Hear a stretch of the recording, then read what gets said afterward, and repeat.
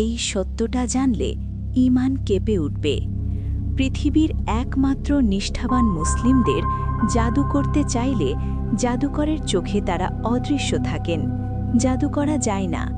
এই কথাটা কোনো আলেমের না, এসেছে এক রাশিয়ান অকাল্টিস্টের মুখ থেকে।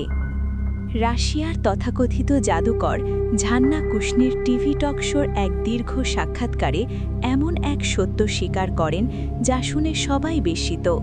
তার দাবি, জাদু বা আধ্যাত্মিক সাধনার প্রভাব সবার ওপর একরকম কাজ করে না।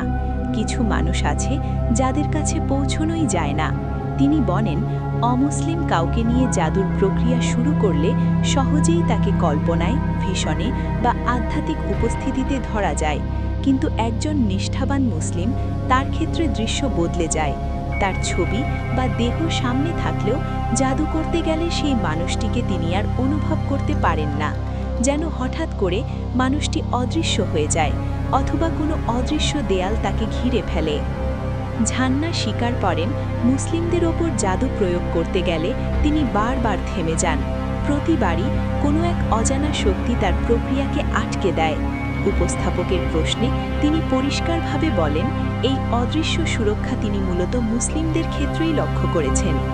তার ব্যাখ্যা অনুযায়ী মুসলিমদের নিয়মিত নামাজ, জিকির ও তাওয়াক্কুল শুধু ইবাদত নয়, এগুলো শয়তানি শক্তির বিরুদ্ধে সবচেয়ে শক্তিশালী ঢাল।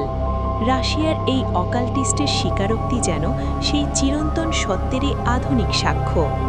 উল্লেখ্য, সাক্ষাৎকারটি প্রথমে রাশিয়ান ভাষায় প্রকাশিত হয়, পরে ইংরেজি ও বাংলা সাবটাইটেল সহ অনলাইনে ছড়িয়ে পড়ে।